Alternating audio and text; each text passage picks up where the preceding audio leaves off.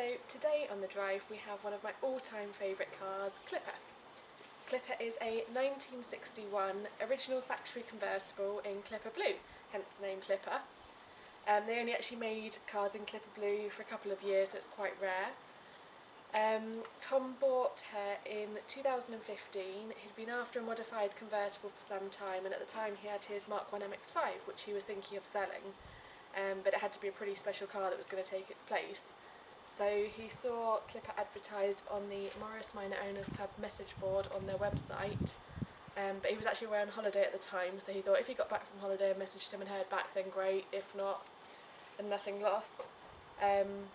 So he got back, sent the owner a message, but didn't hear back for a week, so started to lose hope, when eventually he did hear back. So he took a trip up to Preston to go view Clipper. Thought because she hadn't been on the road in about 7 years, thought she'd be a good little project, sort of do a bit of work to, but actually she was really good when he got there. She didn't need any welding, so was really pleased, but they couldn't unfortunately come to a deal that evening. They couldn't agree on a price, so Tom left without the car. Then later that evening Tom sent the owner a message and they managed to finally agree on a price, so a week later Clipper was finally delivered home. Now, as you might be able to tell, she's a little bit modified. Lots of the modifications she actually came with, but lots of them as well Tom has done himself, so I'll go through them all with you now and show you a bit around the car. So I'll first tell you a little bit about Clipper's history, as she came with quite a lot of it. We've been able to piece together a fair bit about her previous owners and the work that was done, and we also have pictures from previous stages in her life, from back when she was completely standard, and also with the original modification she was given, where she looked a lot different than she does today. We know of at least 9 former keepers, but have the most information from 1995 onwards. So in 1995, she was fully restored to a completely mint original Morris Minor by Classic Restorations, based in Newcastle.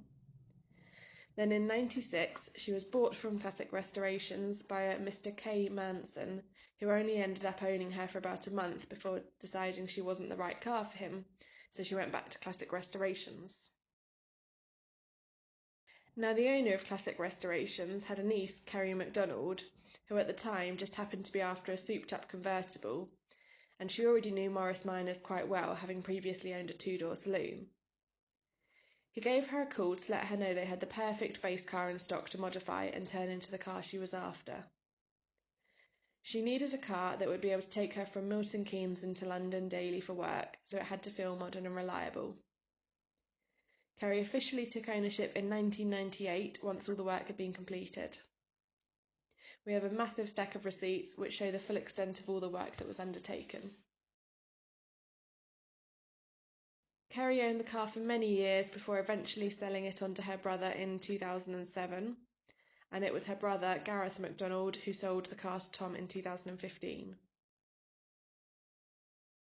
So once Tom had taken ownership, he needed to get the car through an MOT. Surprisingly, considering she'd been off the road for 7 years, all that was needed was a new battery as well as a new set of wheels and tyres, which he temporarily borrowed from his 1959 modified 2-door saloon. Now that she had an MOT, work could begin to get her to look a bit more up to date, as some of her previous modifications hadn't aged well and were starting to look a little dated. One of these changes was to replace the seats, which were from a Ford Probe and looked a bit old-fashioned, so Tom swapped these out for a set of black leather Ford KA seats, which I think suit her really well. There was also a roll hoop in the back which Tom removed, as it stood out and didn't look particularly nice. Both rear wings were replaced, as were the lights front and back, as she had previously been fitted with chunkier lights from a later Minor 1000, when she should have had the earlier style ones, being a 1961 Moggy. The dashboard had also been painted in black crackle effect paint, which didn't look great, so this was sprayed back to the original Clipper Blue. A few other minor things were changed, such as the steering wheel and the wheels, which Tom didn't like.